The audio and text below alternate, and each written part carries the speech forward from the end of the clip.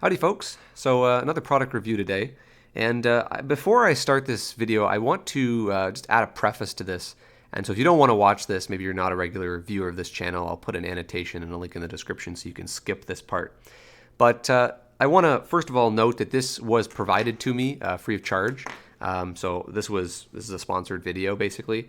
Of all of the countless companies that have sort of asked me to do this kind of thing, this is actually the first company that's actually sent something to me. So I guess props to them for that. I don't, as my regular viewers will know, I don't have a Patreon. I don't accept donations. I lose money making this channel, so I'm not in this for profit or for continued access to free shit. So I genuinely will review this based on the experiences that I had and the fact that this thing retails for $36.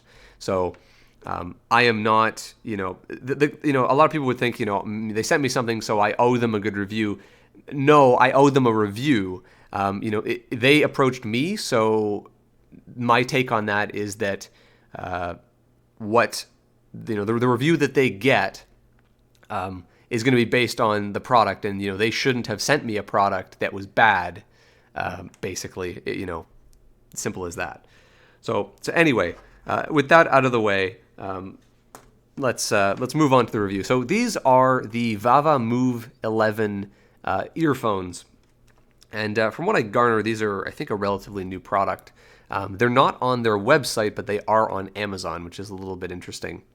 So anyway, what do you get? Like I said, they're $36 Canadian at the time of recording this. So you just get a little box, and inside you get a thank you card, which no one cares about, and a user's guide, which pretty much says don't put it in the washing machine. So the specs, pretty simple. They say it's 20 to 20, 16 ohm impedance, 10 milliwatt max. Don't eat it. And it comes with all of these things, and it has a microphone and a remote on it. So basically, if you don't know that, why did you buy them? So it comes with a case, and the case is actually pretty nice. I like this kind of case. It is a hard case, but it's it's still deformable, so it's not hard plastic. And inside, it's just got a pouch for whatever you want. So the ear tips come in this. So there's three sizes of ear tips. And then there's this, which basically the bottom is Velcro, and so you can kind of roll these up around your hand and then shove them in here. Or the way they come packaged is they've got this little Velcro strap, and the idea is you wind them up, you wrap this around them, and then you can actually stick the headphones into the case, and they won't move around. And I actually I like this kind of open design. I don't generally use cases a lot because a lot of the cases I see, you have to wind the headphones around something and then stick them in a certain way, and it takes longer to put them in the headphone case and take them out again than it does to just untangle them. So it makes the case useless. I just want to be able to roll it up and shove it in here and then close it, and then it's done. So the case is actually pretty decent in that regard. And then of course you just get the headphones and that's it, which makes sense, of course. So the headphones, they've got this little tag on here, which of course we can remove. Well, I'll remove it later. Not really a big deal. So the end plug here, of course, it is 4-pole because it's got the microphone and the remote in there. It is gold plated. They've got white spacers here. It's one of those kind of like 45-degree angle plugs, and the cable is a single, so it's circular. There's no like figure 8 cable. It's more flexible than PVC, but it's less flexible than silicone. So I'm not quite sure what material this is. It's got that kind of rubbery texture to it. But as far as I can tell, it's actually a nice cable. It's got the right amount of stiffness to probably not tangle up too easily. So the cable is nice. I like that. This looks like there's a strain relief on there, but a basic strain relief test, which is basically just hold this and pull it, proves that there is absolutely fuck all strain relief on this. So look at that. Look at that bend radius. This is going to fail really, really quickly. I mean, that's pretty obvious. Now, of course, that being said, there's a lot of headphones now that don't care about strain relief. They just like the look. So these headphones are not alone in that regard. But yeah, be aware that they will fail there. Moving up the cord, it's got the microphone here. and the little remote. So you've got the brand, the microphone holes on the back, and then you've got the 3 buttons. They're kind of clicky. This whole front is like a molded plastic rubber type thing. It kind of gives you the impression that it's water resistant, although this product, as far as I know, doesn't make any claims of that. But this works fine. Works fine with my Android phone. I mean, it's just a remote. I'd expect it to. It's got one of these movable splitter things. I don't really know what you call these, but it's supposed to, you're supposed to adjust this so that it hangs right in front of you. I tend to not use these very often. And they've got a cutout, so it supposedly kind of docks with that and stays, looks kind of nice. Although they didn't get the curvature quite right, so it doesn't really look that great. Whatever. I mean, no one's really going to notice, right? And then, of course, it splits off, and then we've got our 2 earphones on the end. Now, one of the things about this headphone that I first noticed, of course, is... and they make mention of this, is that there are 2 drivers in here, and you can just, like, looking at the back, you can see that there's 2 vents on the back, and it makes it kind of look like, oh, there's like some sort of like woofer and a tweeter or something like that, but you can clearly see the 2 drivers through the plastic. I hope you can see them, but they are the same size, and as far as I can tell, they're the same driver, so they don't really have 2 different sizes in here. It's just 2 of the same driver, and I would bet that there is no crossover in this at all. They're just driving both of them in parallel, either parallel or series. It depends on the impedance. I'm not quite sure what these kinds of these are really small capsules, so they may be high impedance capsules, so they may be in parallel. That would make sense to me, but that doesn't really matter. They're pretty easy to drive, so I was able to get them plenty loud. That's not a big deal. Of course, being 16 ohms, if you can't drive 16 ohms, like, what the hell? So there's nothing wrong there. And the other thing that's kind of strange is they've got this little bump out here, and it is actually rubber. It is actually a different material than the hard plastic. And it's the same material that the strain relief on the headphones is made out of, which also, by the way, is a complete fail. It doesn't really do anything at all. So, this is not nearly soft enough material to do strain relief on this super, super soft cable. So, again, failure point, same thing as down here, although this is more likely to fail than these because this is going to be moving around in your pocket or whatever with the phone, whereas these generally are just going to be hanging from you. So, less likely to fail up here. This is more aesthetic, whereas here it really matters, and they just dropped the ball on that. But this thing, anyway, this is supposed to sit in your ear, and the idea is that this will kind of hold them in. And when I first saw this, I thought, oh my God, these are going to be incredibly uncomfortable. But I was actually very surprised. These are actually not uncomfortable. You don't feel this really in your ear. At least, I should say, in my ear, you don't feel this. I can't speak for everyone's ear. But I was able to put these on for a couple hours, and they didn't get uncomfortable. So at least with my ears, they did their job.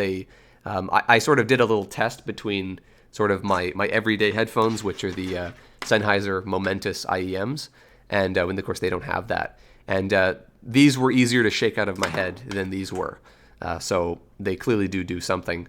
The stock, like the default size ear tips, were the right size for me, so I didn't try any of the other ones, but they come off, and the channel here that the sound goes through is actually quite large in diameter compared to a bunch of other earphones I've seen. So finding replacement ear tips for this might be difficult if you lose these. They don't seem to be a generic size, but who knows if that's true or not. I don't deal enough with these headphones to really know. But you can see the drivers a little bit better there. I'm not going to try and crack these open because it's going to be a one-way teardown, and I don't really want to do that at the moment. So as for the physical construction, aside from the lack of strain relief, I think the physical construction is perfectly acceptable. I have nothing really wrong with that. It's fine. I mean, for the price, I have nothing wrong with the physical construction. It's perfectly fine other than the strain relief. But, of course, we are not here to look at these. We are here to listen to these. So what do these sound like? And the TLDRs, they sound like shit. that's probably not what Vava wanted me to say, but they don't sound very good.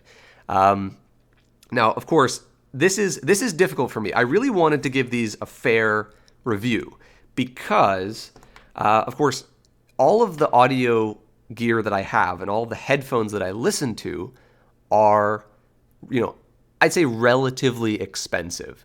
I mean, the most expensive pair of headphones I have are $400, which is not actually that expensive in the grand scheme of things, but compared to, these things, that is expensive. And so I'm comparing these headphones to these, the Sennheiser Momentus IEMs. And these things, I think, retail for about $100. And so these headphones cost just over a third of what these cost. So, I do expect these to sound worse than these. But do I expect them to sound a third as good as these? And it's hard for me to really scale back what I think something should sound like. I mean, once you hear what something actually sounds like, and then you start to hear these distorted versions of it, it's difficult to put like a percentage or put a monetary value on that. But basically, let me describe the sound first of all. These things have ridiculously over-accentuated bass. So, if you're a bass head or someone who just likes bass, then sure, these would be great for you. It's like I said, it's very over-accentuated. It isn't overall really distorted. That's, I guess, a really good thing about the bass in these. It is a little bit muddy, but it's not overly distorted. I guess it's the best way I can put it. So the bass, you can EQ out the bass if you want to, and I think most people probably will because it's kind of ridiculous. But the big problem is with the high frequency response on these things. And when I say high frequency response, I basically mean they don't output fuck all above 3 kilohertz. And I can show you, I'll inset the settings for the equalizer that I was using when I tested these. And this equalizer preset was the closest I was able to get these to sound normal. And as you can see at the high end, basically they've got this peak at 3K, which you've got to really tone down. Of course, tone down the low end. And then basically everything 6K or higher, you've got to crank way up to get any response out of these drivers at all. And it's really disappointing to see that.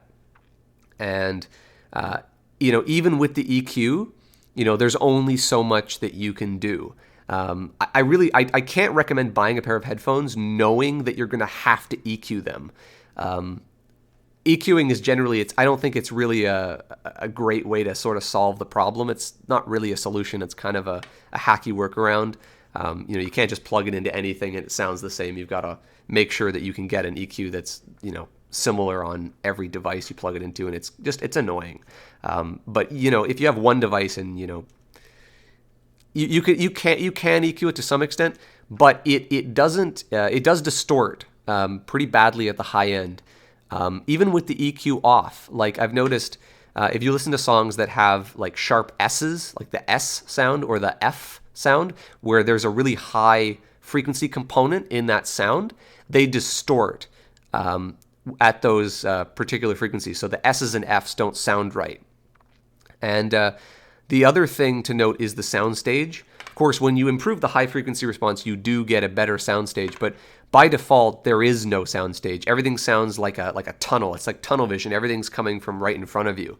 And you can kind of make that better with equalization, but you can't really get even, and of course, IEMs are not the greatest for soundstage, but you can't even get close to what these can do. And, they're the same form factor. And the other thing is I have kind of what I call the hide and seek test. There's a song from Imogen Heap called Hide and Seek, and it's got really, really powerful harmonics. And so I find that really cheap speakers speakers and headphones, they can't reproduce they distort basically at certain points in that song due to the harmony. And, I've heard what that's supposed to sound like, and so it's very easy to determine when stuff sort of fails that test. And these distorted a couple times during that song at high volume. So they clearly, the drivers are not super great. They're not as bad as some things I've heard, definitely by far. But I think that for $35, you should probably be able to pass that test, and they didn't. So I was a little disappointed by that. They failed by just a tiny bit. So take that with a grain of salt. But they did fail nonetheless. So ultimately, as much as they did a great job with the physical construction, the sound is, it's where the rubber meets the road, and it's the thing that really has to be good. And it isn't, in my opinion. I mean, there are some people who aren't going to care about, high frequency response. They're not going to care about the ridiculous peak at 3K. They're not going to care about that. They just want thumping bass. And, sure, for those people, great. But if you want anything close to a flat response, you are not going to get it, even with a ridiculous EQ curve like what I had to generate for these. And I took about an hour to generate that curve.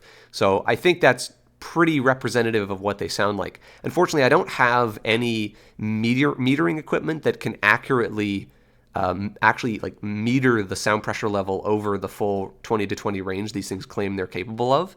So I unfortunately can't test that. And actually give you like proper scientific data. I can only give you like the inverse curve of what I think they sound like. So if you take the EQ curve and you flip it upside down, that's what their response curve is according to my brain. So hopefully that's good enough to give you an indication of what they sound like. But again, it's a review video of something that you really have to experience in real life. So that's the best I can do. So yeah, final verdict. They're okay, but I don't think I would pay more than $20 for them. I think that's pretty much my final conclusion. I would not pay more than $25 for these. So they're a little bit overpriced for what you get. But maybe this thing is worth $10 to you. Maybe the style is worth $10 to you. In that case, fine, but to me it's not. The double driver thing is, as far as I can tell, a complete gimmick. I mean, you could easily have put a bigger driver in this and probably gotten better performance. I'm not sure if it's the tiny drivers that give it such a bad high frequency response. I'm not quite sure if it's just low end drivers or the size or what. I really don't know. But anyway, I don't want to waffle on for too long. So yeah, that's my opinion on these things. They're okay, but I think they're not as good as they should be for the price. And yeah, so anyway, hopefully this helped your buying decision, I guess. And as always, thanks for watching.